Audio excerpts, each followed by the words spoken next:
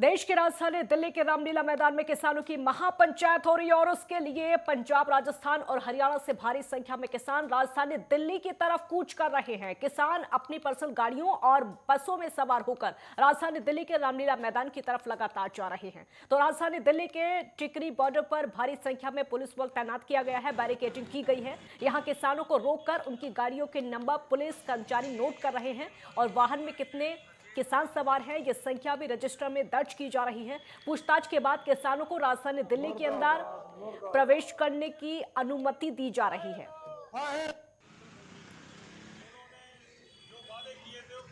देखो, पक्का मोर्चा लाना पड़ेगा क्योंकि हमारे साथ जो देश की सरकार है नरेंद्र मोदी की, उन्होंने जो वादे किए थे वो पूरे नहीं किए। क्योंकि बहुत सारी मांगे ऐसी हैं जो अधूरी पड़ी है, जिनमें सबसे पहले तो एमएसपी पे कानून की गारंटी बनानी, पूरा मूल्य देना किसानों को। उस मांग को पूरा करवाने के लिए हम आज आए हैं।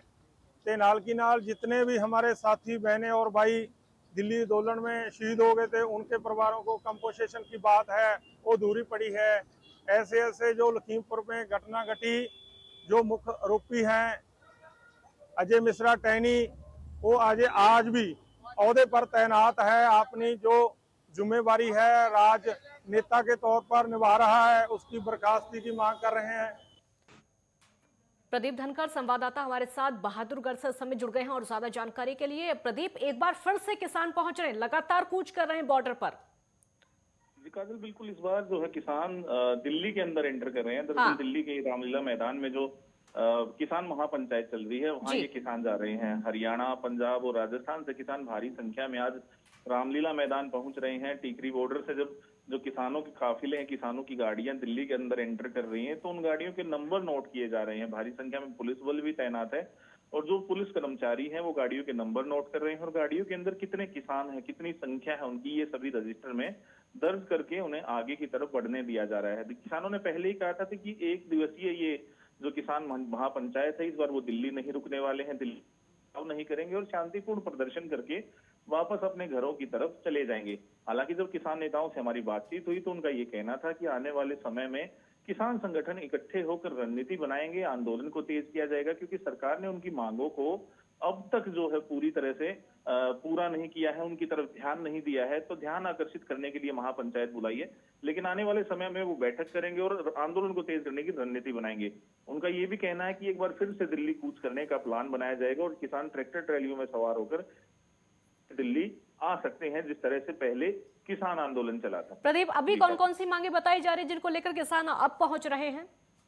जी, दरअसल जो एमएसपी की मुख्य मांग थी वो अब तक किसानों की पूरी नहीं हुई है। कर्जा माफी भी है, बिजली बिल 2020 है और लखीमपुर खीरी जो में जिस तरह किसानों के ऊपर मंत्री के बेटे ने गाड़ी चढ़ा दी थी, उसके दोषियों की गिरफ्तारी और मंत्री की गिरफ्तारी की मांग भी की जा रही है। लेकिन अब तक जो सरकार इनकी किसानों की तरफ मांगों की तरफ ध्यान नहीं दे पाई है, तो इसीलिए किसानों में रोष है और एकत्रित होकर रणनीति बनाने की बात किसान संगठन फिलहाल कह रहे हैं। भारी संख्या में किसान आज बहादुरगढ़ के टीकरी बॉर्डर से, दिल्ली के टीकरी बॉर्डर से होकर दिल्ली की जो प्रदीप, किसानों के रुख से क्या लग रहा है? प्रदीप, किसानों के रुख से क्या लग रहा है? क्या पहले वाला माहौल बनाने की कोशिश की जाएगी, पहले वाला आंदोलन?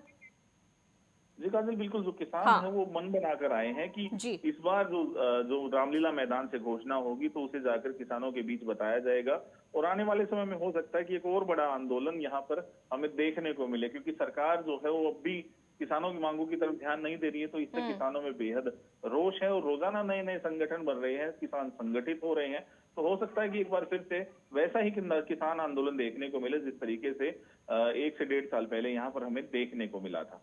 प्रदीप, रामलीला मैदान में अभी लगभग कितने किसान इकट्ठे हो गए?